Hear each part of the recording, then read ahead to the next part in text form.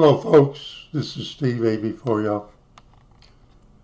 You know, nothing in this episode is a promotion, nor is it a recommendation. No, we're not going to look at /dot, news for nerds. I was looking at the articles on this other website.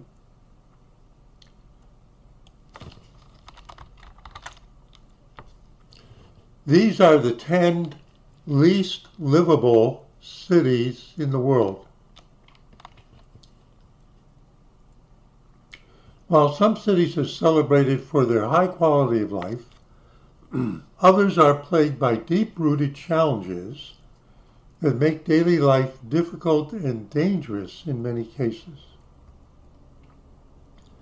So there's a graphic.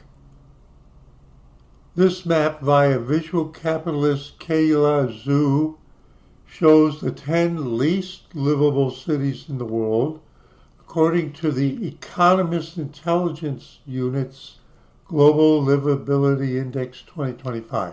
And there are links. Now,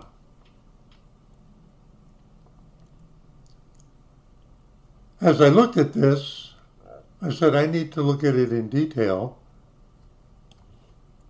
And as I'm going to tell you the reason why I'm making this video.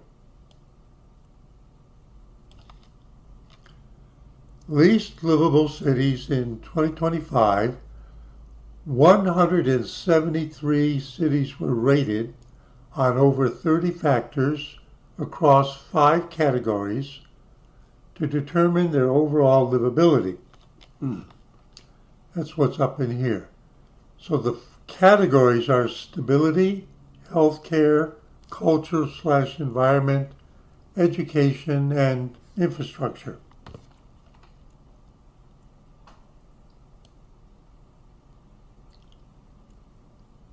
Now, why am I doing the video? Well, I looked at the 10 cities and I realized that between the cities named and or the country each is in, with the exception of one, I have either been there or had very close friends who either worked there for a while or were from there. Now think about what I just said.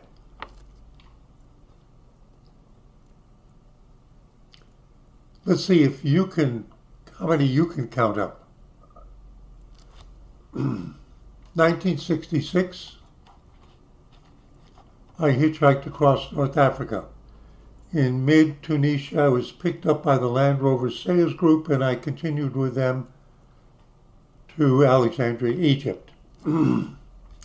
However, before that happened, I spent a couple of days in Algiers because I came across from Spain to Morocco, and then the next country is Algeria, so I've been to Algeria, and I spent 2 days, or 2.5 days, in Algiers, which was the the capital city. I'll tell you why I said was. Is the capital city of Algeria and was the capital city of French Algeria. 1966 was 3 years after the vote where Charles de Gaulle gave the opportunity to the Algerians to decide if they wanted to become a part of metropolitan France or continue as the colonial state of France or become independent. Obviously, they voted to become independent. But those were the 3 choices of the election. And I traveled across Algeria in about 7 days, and I stayed at a number of places. A lot of memories, and northern Algeria is still the most beautiful place I've ever been. I'm not talking about people. I'm talking about what you see. So I've been to Algeria and I've been to Algiers. Well, the first stop after the Land Rover people picked me up in Tunisia was Tripoli, Libya. And that was 2.5 days before they moved on. And so I had a chance to wander around Tripoli. So I've been to Libya, several cities in Libya, and I have been in Tripoli. And in my wandering around Tripoli, the city, I found the graveyard of the American frigate, the bomber ship, because during the Tripoli Wars, remember that? President Jefferson, the Barbary pirates, we had a battle with them at Tripoli. They ran a dynamite loaded, or whatever it was, loaded ship into the harbor, and there was no dynamite yet. And it blew up, and it took part of the crew with them. I've seen their graves, which may still be, in Tripoli.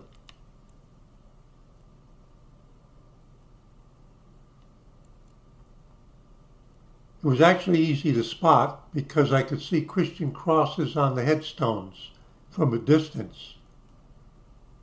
We're talking about an almost 100% Muslim country.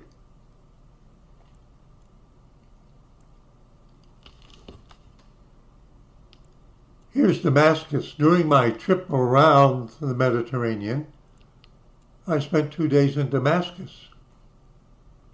So I've been to Syria, and I have specifically been to Damascus. So that's the third place on the map that I've been to.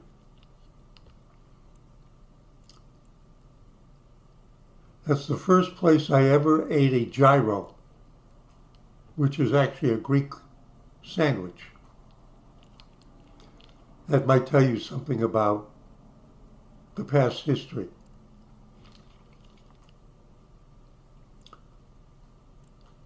Now, I'm going to jump around. Have I ever been to or known anybody from Port Moresby, New Guinea? No. So now I've gone to the other extreme and I'm pointing out one of the 10 that I have absolutely no connection with in any way. Now, notice what I said, connection with in some way. Dhaka, Bangladesh. When I was a contractor, not an employee of IBM, but a contractor working in the IBM PC company in Research Triangle Park, one of my colleagues in that group was a Bangladeshi, and he was from Dhaka, and he was a Bengali speaker.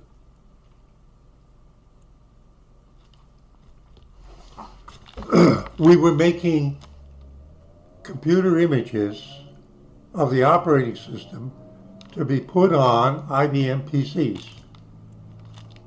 So they build up the physical hardware. You have a hard drive in there, and then you copy a copy of the operating system onto the hard drive so that when you sell the computer and they turn the switch on for the first time, it knows it's the first time it's ever going to be booted, and it would go through a procedure to register it and arrange it to your preference. And we used to make the images that were going to go on new machines. Windows 3.11, Windows 95, if I got that right, and OS2, which was the IBM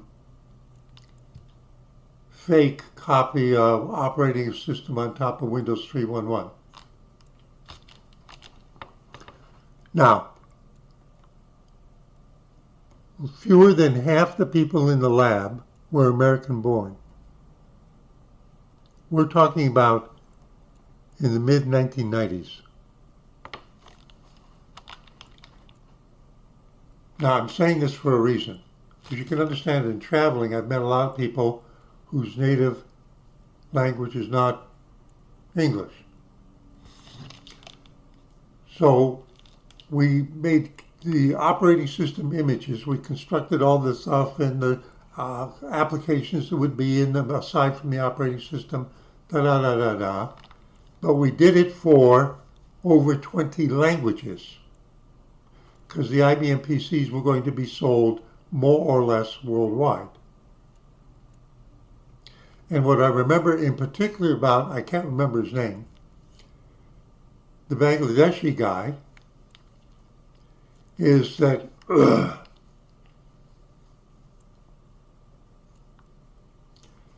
he made the Brazilian Portuguese image, among others.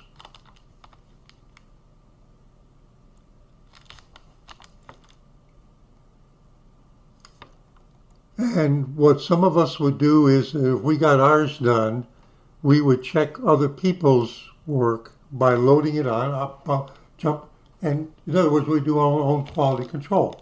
But you don't look at the one you made. So when I booted up one of his images on a computer, I called the team lead over, and I called him over, the Bangladeshi guy, and I said, there's a problem with this image. We can't ship this one. Oh, why? Now they were looking at it, and the desktop icons and the wording and all that is in Brazilian Portuguese. The Portuguese from Portugal and is a distinct language, and Brazilian Portuguese is treated also as a distinct language or dialect.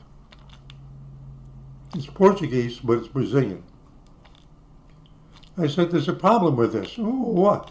Now, the icons were mainly in Brazilian Portuguese, but there were one or two in English international titles. Everybody in the world would understand what they are. And I said, well, there's one on here that's in Polish. Huh? I said, one of the icons on here, the title's in Polish. What are you talking about? I said, can't you see it? And of course, the American-born guy, Bruce, he couldn't see it, and the Bangladeshi couldn't see it. So then I pointed to it, and I said, this one. And they said, well, how do you know that's not Brazilian Portuguese? Because it wasn't in English. I said, do you see the L? Do you see the lowercase L? Do you see the line through it like that? Yeah, that's Polish. I said, you see this other letter here, the way it is? That's Polish. That's the Polish Latin characters. So when Bruce checked it, so the Bangladeshi guy had to do it over again. Don't know how he mixed them up, but he did. Yes, he did a Polish image. But he also did the Brazilian Portuguese, and somehow there was contamination. See how my mind wanders off? So I'm telling you that I knew somebody from Dhaka, Bangladesh. I've never been there. And I can tell you something memorable about him. It still sticks with me.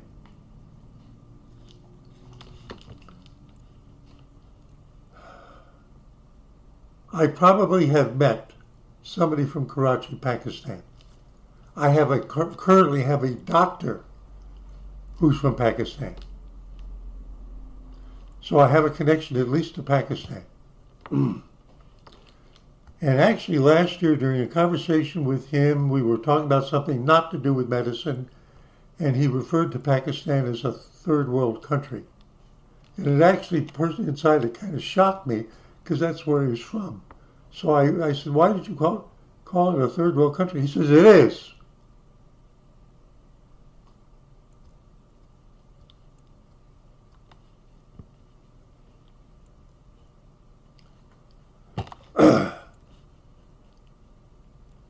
Have I ever known somebody from Kiev, Ukraine? I've known more than one person. I worked with a Ukrainian for like 9 months. He was actually supervising me. We were working on was C programming. I was on a product. I was a programmer. He was originally from Poltava, not Kiev. I've told you in another video how the cop on the corner that would help me cross the street when I was going to grade school had been a crew member on a bomber in the Second World War that took off from Naples, went up and bombed Berlin in the daylight, and then did the first what was known as shuttle bombing, which instead of turning around and going back to Naples, Italy, they turned east and they landed in Poltava. See, I have all these kind of connections. I worked with somebody from Poltava, Ukraine, and the cop on the corner was in a bomber that landed there, and then the Germans came and bombed them out.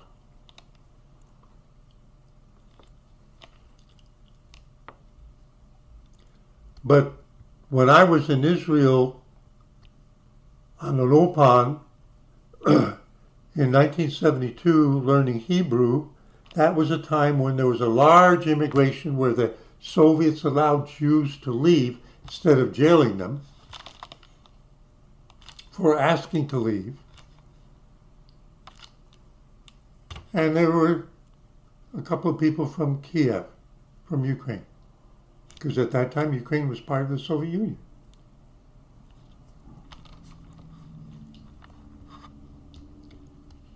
So how many more do I have to go?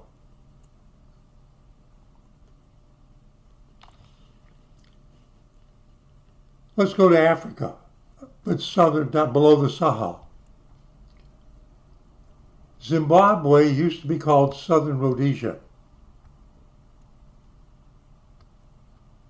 I've never been there.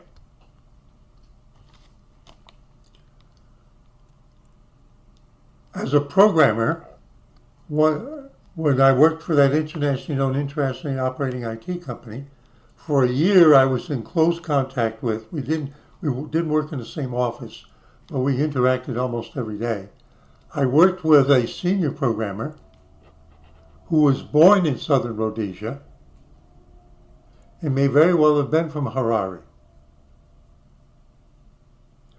And his family left when Zimbabwe became independent. In Israel, on a kibbutz, when I was doing irrigation work, there was a guy I used to work with who told me about how he enjoyed a trip to, for part of a year, Zimbabwe, where they taught them how to grow chickens. Because one of the things that Israel is known for, now if you know the geography of Israel, you know there are no big pastures. So raising beef, unlike the United States and some other countries, is not really an option. But you need high quality protein for your growing population if you care about it. And so they got into being the world's #1 chicken growers in terms of science, productivity, and concentration in the cages. And that's called, the chicken runs are called the Luau. I helped inoculate chickens by sticking an antivirus vaccine up the asshole of chickens to injure them, to inoculate them. And then they try to poop in your face. And he had spent time in Zimbabwe, not Southern Rhodesia, Zimbabwe, for part of a year, showing them how Israelis chicken farm to improve their health status with a better protein source that's practical. See, I go off on these things, but I'm showing you the connections. It's the kind of life I've had. So I picked on somebody from what was Southern Rhodesia that became Zimbabwe, and I also knew somebody who spent time in Zimbabwe. Lagos. Have I ever known somebody from Nigeria? When I worked for that internationally known, internationally operating IT company, I knew a programmer who was a native of Nigeria. When I was in getting a degree in agriculture, one of the professors who was a USDA scientist in corn had been on a 5-year project in Nigeria.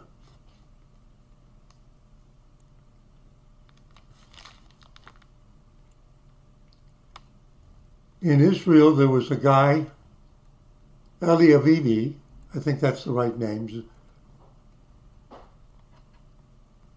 during the Igbo breakaway, what was the name of it? During the Nigerian Civil War. Yeah. And when I worked at CIMIT in Mexico, there was a couple there. She was German, he was Icelandic. They had spent several years on a scientific mission institute in Lagos, Nigeria.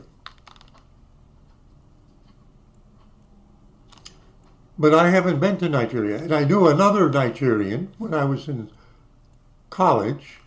And I remember a conversation with him one day. It was when Gaddafi overthrew and it was really going to expand down into Chad, which is the country just south of Libya. And he said, don't worry about it. We will intervene up there. They're not even an adjacent country. We'll kick his ass back. We'll kick his ass back into Libya if he tries to take over Chad. I just showed you 4 different connections to Nigeria, and there are more. How many do you have? So if I left anything out, I got one more. Caracas. When I lived in Philadelphia, there was a fellow who used to come by the apartment most Friday nights, and he would bring certain things with him because he liked the way I used to make spaghetti and meatballs and the stuff he liked to mix in. We were very good friends. Victor was from Caracas. That was a friendship that stretched over about 3 years. Victor actually was born in Alexandria, Egypt. So no, he wasn't a native Venezuelan. So as I look at this graphic, which are the 10 least livable cities according to this measurement system, I've been to several of the cities, I've been to several of the countries, and beyond that, with the exception of one, I have closely known and worked with, almost lived with, people from or who did work in the other countries and or the actual cities mentioned. How about you? Steve AB4 out, just letting his mind wander, reminiscing a bit, brainstorming it a bit too, saying see you in 73.